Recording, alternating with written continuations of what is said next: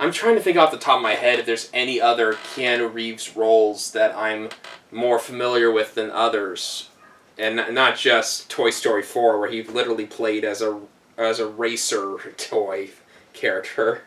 But, yeah, it's just a couple of strong choices of casting by good old Dan Slott himself. Probably most famous for the Spider-Verse comic book story arc that became the popular movie we all know and love. So, yeah, what do you guys think about these casting choices?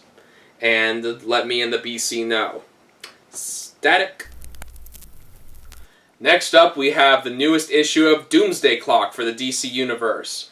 Now, I am nowhere big as a fan of DC as the BC is. I mean, I love Batman, I love Superman, and the Martian Manhunter and Justice League, Flash, Wonder Woman, and all that good stuff. But to my understanding, it's a pretty big event, that ongoing event in comics right now. I know that I remember the BC talked about it in one or two of his past comic news episodes, and yeah, it seemed pretty epic. And apparently in this new issue, not much information's given up about it just yet, to my understanding, but there's going to be a confrontation between Batman and Ozymandias for the first time, who is, to my understanding, a very famous character from Watchmen. I am not that familiar with Watchmen. I've never seen the Zack Snyder film, and I know even less about the original Alan Moore book that everybody loves so much, and that DC's been trying to incorporate into their comics forever now, I guess. Let's see here, Jason Todd. Jason Todd is running security for Catwoman's bachelorette party.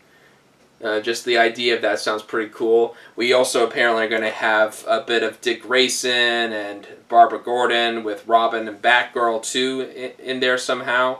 That should be interesting. And what was the other thing? Oh, Anarchy. The supervillain Anarchy is also going to be there. And it looked like he was fighting the Red Hood in this one image I spotted. I don't know much about Anarchy except that he's literally an anarchist-based super criminal. And I specifically remember him from the Batman Arkham Origins video game. That was one of my favorite parts of that video game, and I really liked that character. So, yeah. Doomsday Clock is still going on, to my understanding. It looks pretty epic, pretty exciting for Batman and DC fans alike. And let me know what you guys think in the comments below, and we'll see how it all turns out. Apparently, there's some rumors floating around that Spider-Gwen is going to be in the post-credits scene of Spider-Man Far From Home. I honestly didn't need to know any more than that. Just that headline alone just blows my fucking mind, because I'm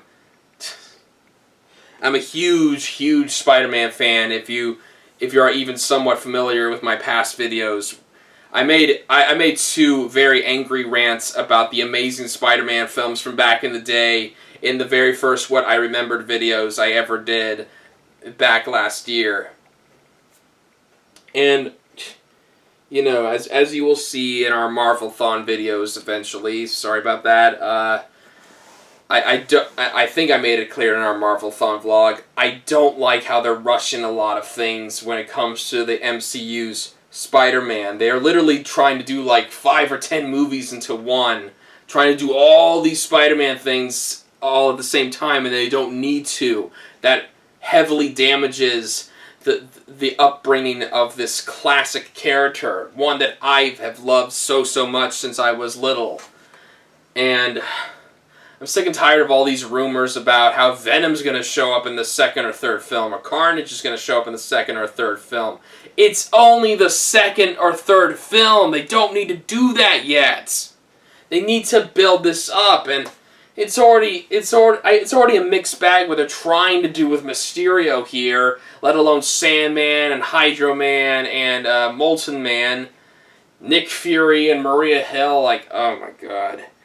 I mean, thank God the BC confirmed with us that Mysterio is supposed to be the main villain of this movie. I'm sure they're going to do some sort of plot twist with it, but okay, Spider-Gwen, why? Why would you even bother having Spider-Gwen in there? It is only the second movie, and Peter is still barely getting back on his feet, especially after the horrible things that went down in Avengers Endgame. I mean, I'm sure this rumor is total bullshit, but I have to make it clear right now, especially to Sony, do not rush this shit. Do not have 100 things all at once, including a pointless Spider-Gwen post-credit scene or whatever is going on with this stupid rumor and all. Enough said. Okay, on a more fluid note, if I'm using that right, there is also the news regarding the possible cancellation of Ant-Man 3. Yeah, I watched a 2-minute-ish video from Comic Newscast about Ant-Man 3 possibly not happening, which is fucking stupid to say the least, and apparently this kind of thing has happened before in similar fashion in regards to Captain America 3. I don't think the Bizarro Critic made it clear to me in the past that there was a totally different plan for Captain America 3 back in the day before it became Civil War now. No wonder that movie turned into such a fucking mess. Sorry, I know I'm in a minority here, but I just did not care for that movie. It is very much the weakest MCU film in my opinion. I just felt it was very disjointed and out of place. It just didn't feel right. And it felt like a total cash-in, but whatever. About Ant-Man 3, Peyton Reed, who directed the other two movies, if I recall correctly, the video explained he does still want to do he still wants to do Ant-Man and all, but he also really wants to do Fantastic Four. He's wanted to do Fantastic Four since the early 2000s, but his ideas were constantly rejected, and now he has a chance with Kevin Feige about, do my movies.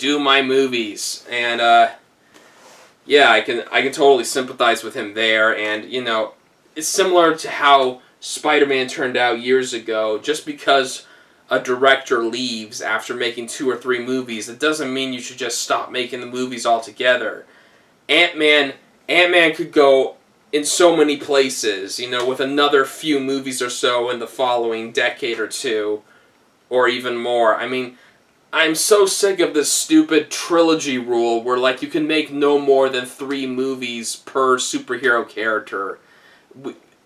They need to realize, Marvel and Disney need to realize that these characters literally have decades of vast history and experience. The characters alone have all this experience that they can work off of to adapt with, to make adaptations of. And for them to just stop at 2 Ant-Man movies, that makes no fucking sense. And I didn't like how this guy was all like, I want to see a conclusion of the trilogy. Like, what trilogy? This was never supposed to be part of a trilogy. It was just supposed to be its own special 2 movies in the first generation of MCU films. Like, what the hell are you talking about? I don't just want to see Ant-Man 3 come to be. I want to see, at least 4 or 5 more Ant-Man films by the end of the 2020s. Is that really so hard to ask? And Paul Rudd himself has called everybody to come to their side and root for Ant-Man 3. So yes, hashtag bring Ant-Man 3. Bring it on. What do you guys think? Because I'm certainly, if I have the chance, I'm definitely going to cry out, bring Ant-Man 3! Bring Ant-Man 3! Bring Ant-Man 3! And finally, one last bit of comic news-ish thing that I wanted to bring up for this video is the Avengers Endgame Bring Back event that's starting this Friday. Apparently, the rumors were true that Marvel is re-releasing Avengers Endgame, which had already been out for a couple months, and to my understanding was still out in theaters, because it's making so much fucking money, and the BC notified me not too long ago that it broke a box office record. It actually outbeat Avatar, and nobody would have thought that was possible. Glory to them. But apparently now they are re-releasing this movie, starting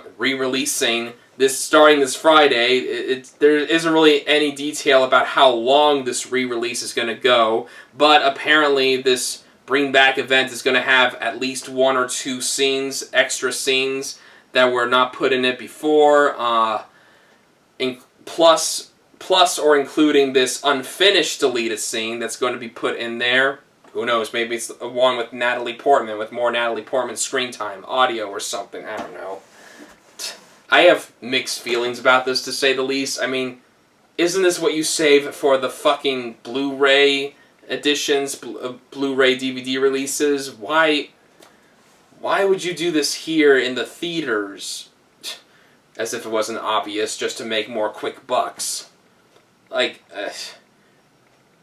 I guess, considering how big the MCU has gotten, maybe it does make sense for fans to have this opportunity of seeing an extended edition, an even longer edition of this movie in theaters while they still have the chance. And it may not, I don't know if it's only going to last a week or a couple weeks. The article made it sound like it's only going to be a day or so.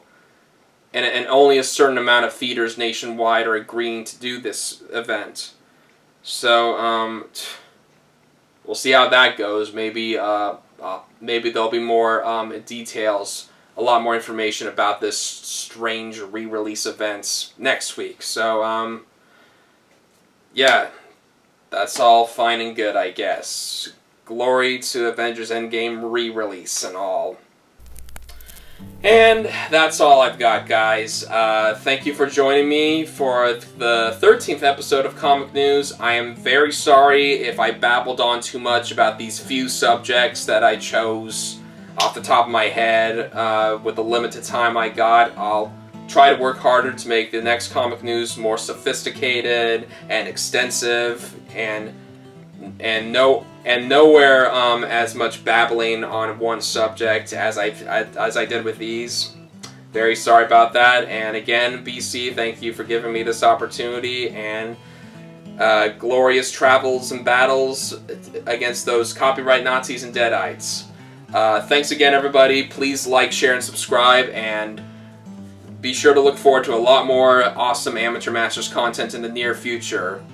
Very much before 2019 itself ends. Thanks again, everybody. Take care.